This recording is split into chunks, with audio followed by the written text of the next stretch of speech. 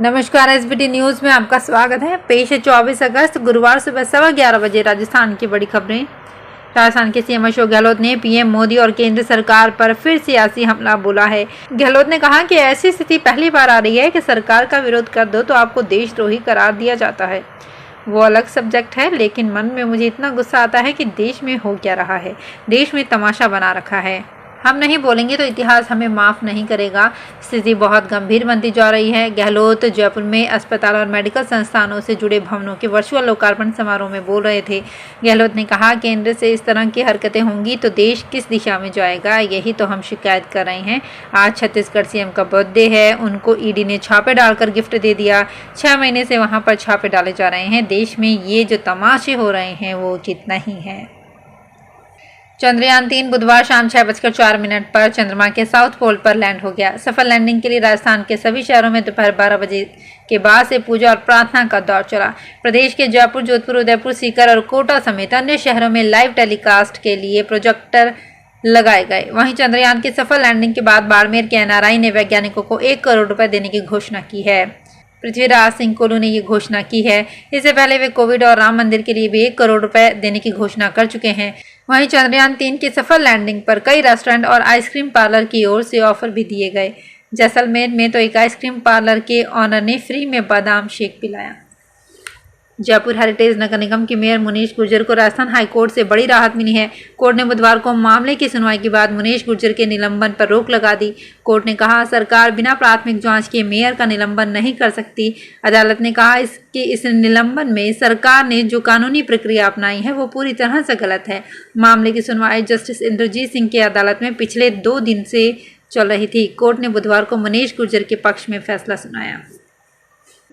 परिवर्तनकारी पाठ्यक्रम के तहत पारंपरिक वार्षिक बोर्ड परीक्षाओं में महत्वपूर्ण बदलाव देखने को मिलेगा।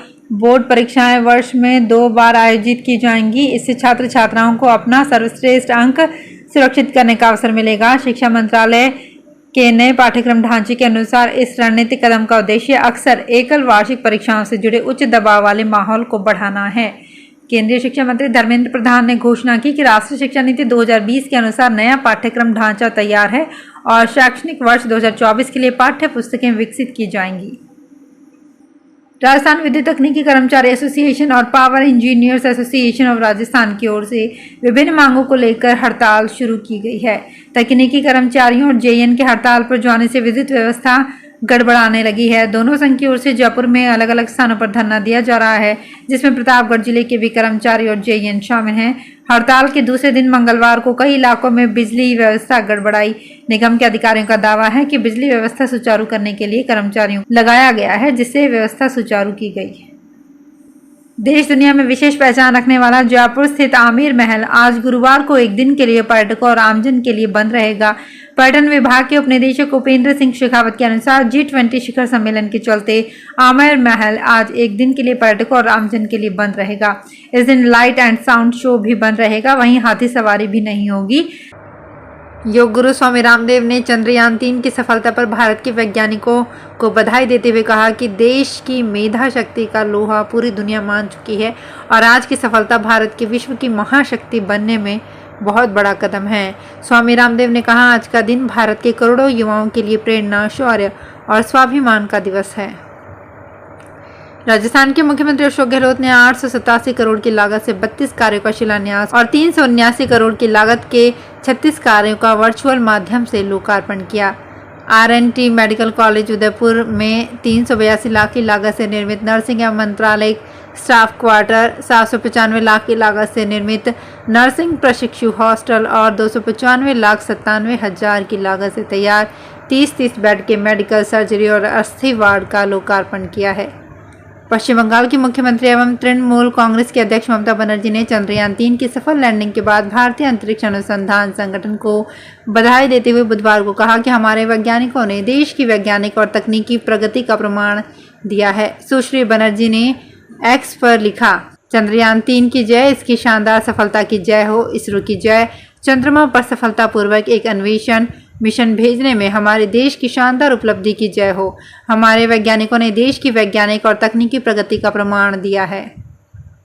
जोधपुर में स्कूल, कॉलेज और कोचिंग संस्थान आने जाने वाले छात्र छात्राओं की सुरक्षा के लिए पुलिस कमिश्नरेट में बाल वाहिनी योजना लागू की गई है। किसी भी तरह के हादसे व अन्य आपराधिक घटनाओं से बचाने के लिए पुलिस उपायुक्त पश्चिम गौरव यादव ने कुछ दिशा निर्देश जारी किए हैं और सभी थानाधिकारियों को शैक्षणिक संस्थान प्रमुख के मार्फत इनकी अक्षरशः पालना करवाने के कड़े निर्देश दिए हैं। राजस्थान हिट राजस्थान के संकल्प को लेकर आयोजित की जा रही राजीव गांधी ग्रामीण ओलंपिक खेल प्रतियोगिता 2023 का ब्लॉक स्तरीय आयोजन का समापन समारोह आयोजित हुआ।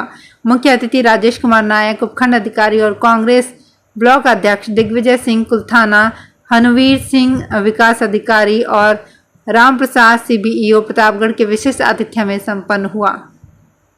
विश्व पटल पर सफलता के नए आयाम गढ़ता भारत अगले महीने देश की राजधानी दिल्ली में G20 शिखर सम्मेलन का मेजबान बनने जा रहा है।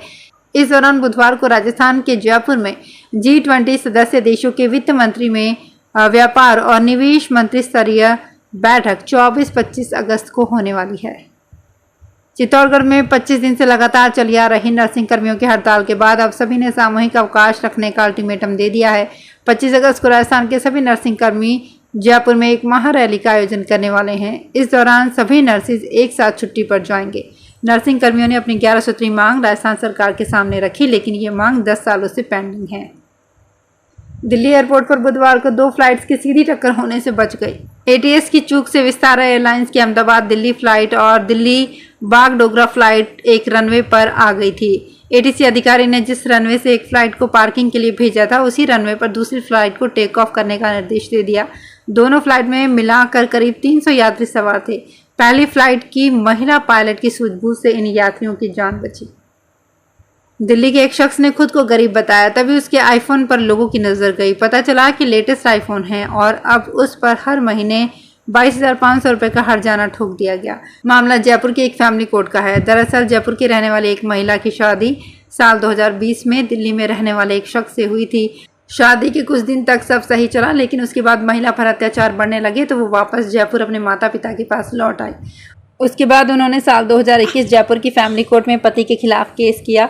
केस की सुनवाई शुरू हुई और दिल्ली में रहने वाली महिला के पति को इसकी सूचना दी गई। उसे सुनवाई के लिए जयपुर बुलाया गया तो वे जयपुर पहुंचे। कोर्ट में खुद को गरीब बताया। इसी दौरान पत्नी ने कहा कि ये गरीब नहीं है, इनके पास आईफोन है।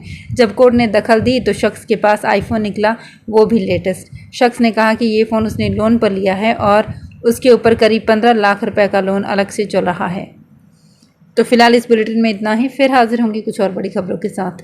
अगर आप भी अपने आसपास की छोटी बड़ी और महत्वपूर्ण खबरों से अपडेट रहना चाहते हैं तो सब्सक्राइब कीजिए हमारे चैनल SPT न्यूज को और प्रेस कीजिए बेल आइकन पर।